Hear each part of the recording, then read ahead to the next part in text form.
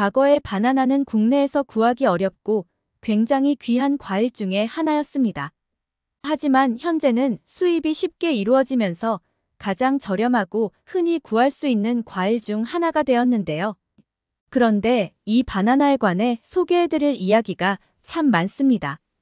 특히 바나나는 두꺼운 껍질 안에 과육이 있어 대부분 바나나는 씻어 드시지 않는 게 보통인데요.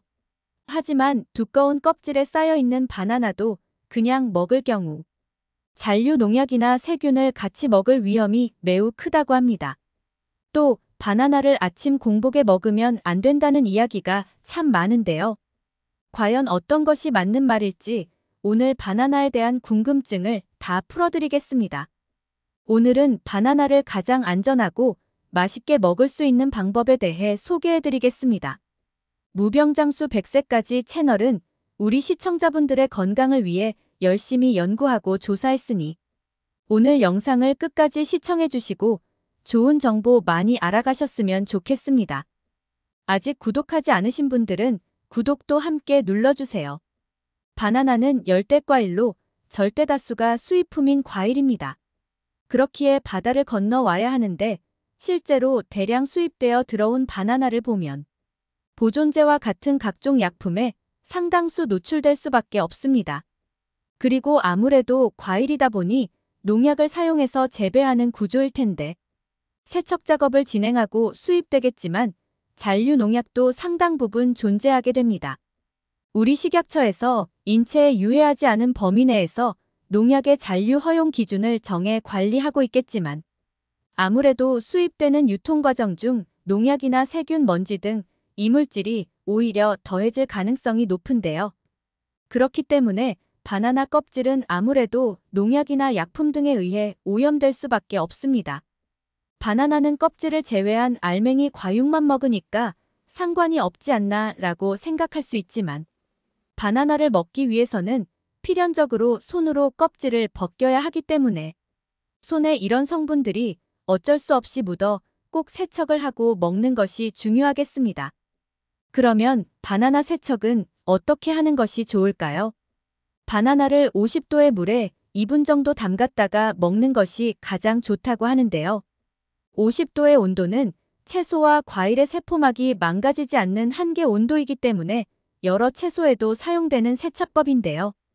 특히 시든 채소를 되살리는 방법으로도 유명한 방법입니다.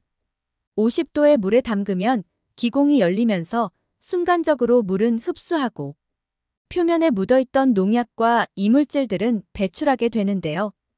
이때 순간적으로 물을 흡수하면서 채소나 과일의 수분을 공급할 수 있어 특히 시든 채소를 되살릴 수 있는 것입니다.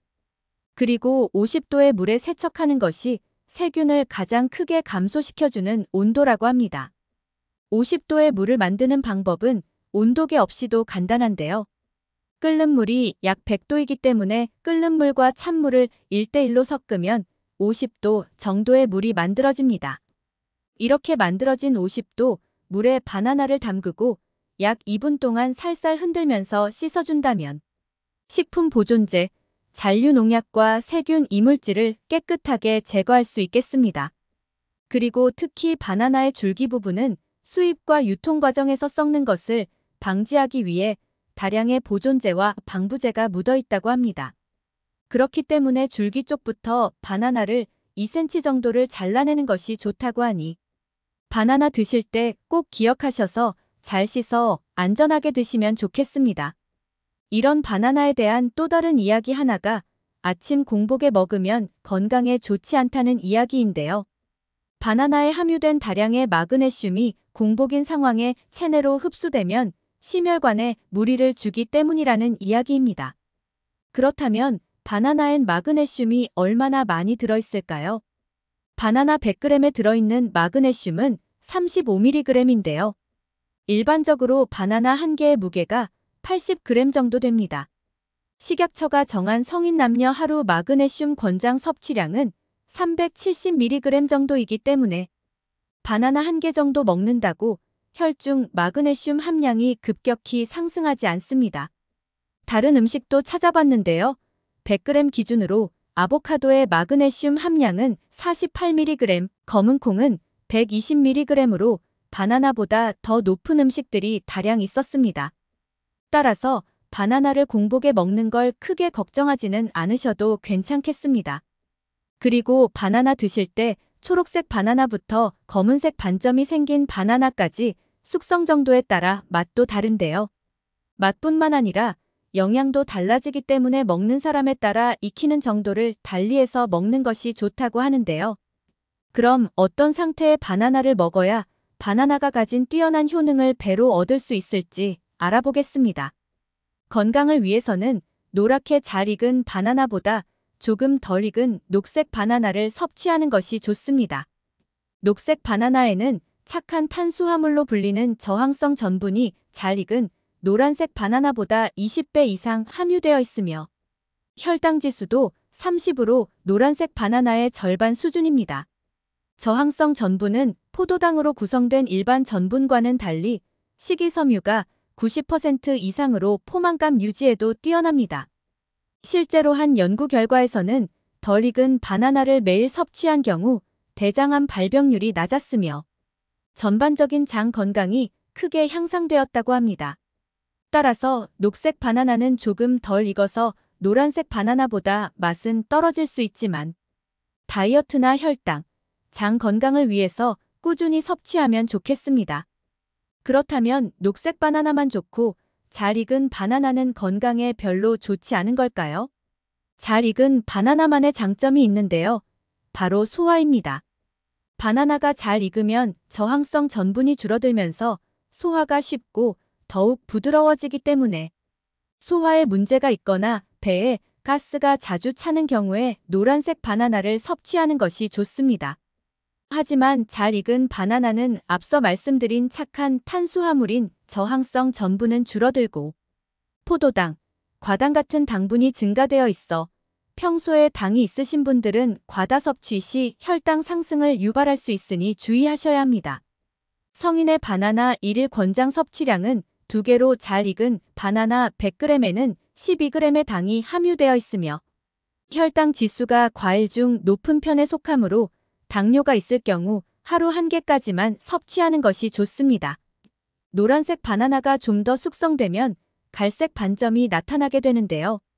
간혹 상한 게 아닌가 걱정되기도 하는데 상한 것이 아니라 바나나 속의 당분이 더욱 증가하면서 설탕이 농축되면서 만들어지는 슈가 스팟입니다. 이렇게 갈색 반점이 생기면 바나나의 저항성 전분은 대부분 당으로 바뀌었다는 것을 의미하기 때문에 단맛은 가장 강할 수 있지만 각종 비타민과 미네랄 함량은 줄어들고 혈당 지수는 더욱 증가합니다. 그래서 갈색 반점이 많을수록 혈당 조절이 필요한 경우에는 피하는 것이 좋습니다. 이렇게만 들으면 바나나는 익고 달달해지게 되면 피하는 게 좋아 보이는데요. 하지만 최근 연구 결과에 따르면 바나나 숙성 과정에서 효소작용으로 인해 면역력 향상에 도움을 주는 일부 성분들은 증가하는 것을 관찰했다고 합니다. 이런 결과를 보면 잘 익은 바나나도 면역력 증가나 소화 부분에서는 장점이 있다는 것을 알 수 있겠습니다. 이렇게 바나나의 숙성 정도에 따라 장단점이 생기는데 이런 점을 살펴보셔서 체질에 따라 숙성 농도에 맞춰 바나나를 챙겨 드시면 좋겠습니다. 이런 바나나는 불면증 개선부터 기억력 저하 방지, 소화장애 등의 효과를 볼 수 있으니 앞서 설명드린 내용들을 꼭 기억하셔서 건강하게 드셨으면 좋겠습니다.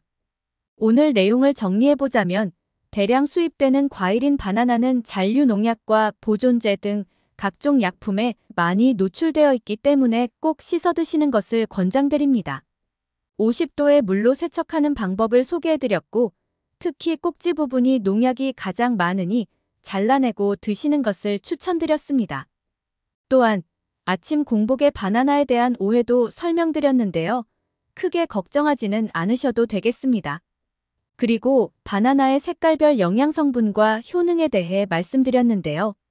숙성 정도에 따라 바나나의 성분도 달라지니 본인의 체질을 감안하셔서 맞춰 드시면 더욱 좋겠습니다. 오늘 영상을 주변의 소중한 사람들에게도 공유해주세요. 구독과 알람 설정을 해주시면 다음번에도 유익한 영상으로 찾아뵙겠습니다. 오늘의 영상도 끝까지 시청해주셔서 감사합니다.